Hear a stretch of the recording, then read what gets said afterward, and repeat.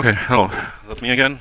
I prepared today just 3 experiments to to show how to create synthetic sounds. I've prepared a very simple experiment using a relay, not this one, but a much simpler one. It's lying in front of the power source here. I just created a self-interrupting electric wire with a mechanic relay.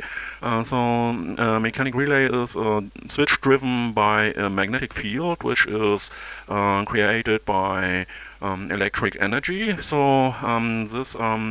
relay works the way that the magnetic field gets the power from the power source, and if the magnetic field grows, then it interrupts the source, the power source, and the switch, which is interrupted by the increasing magnetic field, fall back because the magnetic field decreases, and then the power comes back to the magnetic field, and the magnetic field increases, and then the power source is interrupted. So I give some more energy to it. I've added a much more powerful microphone to this to show that if I change the voltage of the relay, then it turns on, and if I increase the voltage, then the frequency increases and increases and increases. So this is a self-interrupting relay. So that's the base of, however, electronic sound. So I turn off the microphone.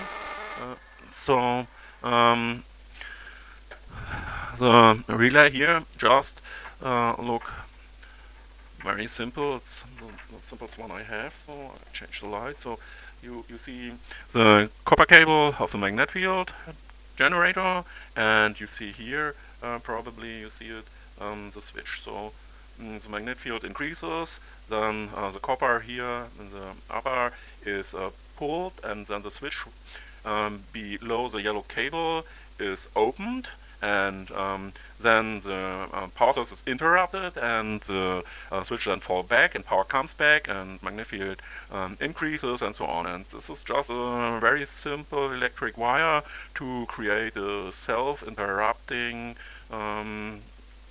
electric wire. Today we do not use such relays, but it's just a way to make visible what happens in much more complex devices. So today we have transistors, and that's a power transistor, and that's a smaller one, and here's one with a metal cover. So we use transistors, or we use integrated circuits. Well, I don't want to show today the way ICs work, but I want to show how to create a self-interrupting, monostable, however called in English, electric wire to create some sounds. So the next thing I've prepared is just this experiment. So I have to change the position of the camera. So that's, well, what I used as a boy to learn the way electronics works. You cannot buy this equipment anymore. I think the company is perhaps bought by Chinese ones and forgotten or whatever. So they make us stupid, however, and our government like to make us stupid too, and our kids. So I turn it on. I will put the microphone to, or add the microphone to this, and oops. False key. So I turn the microphone on and make it louder, so you hear this self-interrupting transistor-driven modulation wire.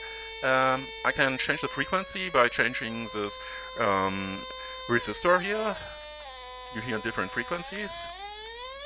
And this is a very simple electric wire to show how modulation works, based upon 2 NPN transistors using 2 small capacitors and a few resistors.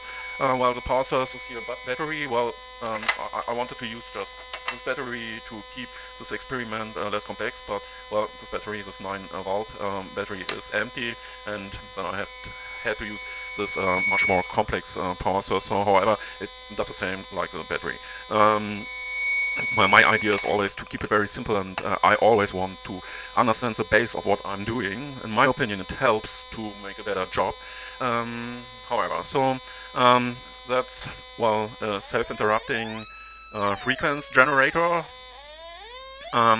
What we can do to have a better sound is we can change the size of the capacitors, and we can also add to the speaker part of this an amplification unit. I have some amplification units, but today we want to concentrate just on such a simple modulation unit. So I will show you the the paper and the picture of this electronic wire, so you can create it by yourself by buying the electronic equipment at your local electronic dealer to understand the way it works. So you can do a lot with such, well, equipment. It's really good for kids. So turn off the microphone here. Well, and this noise. So the next thing I prepared is just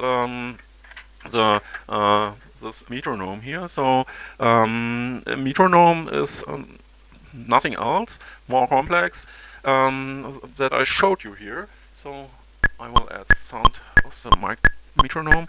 So that's a much more complex modulation and self-interrupting electric wire driven by highly integrated integrated circuits. It's also programmable.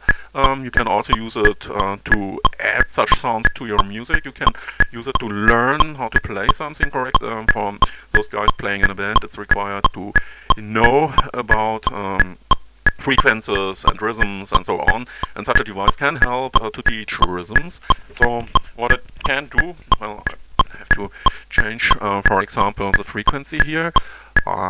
Go down to 60. We have a method to create different frequencies. We also can change the rhythms.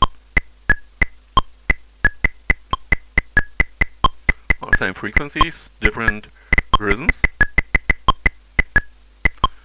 and so on. So this is just the same, or this device just based up on the ideas I showed you in this video.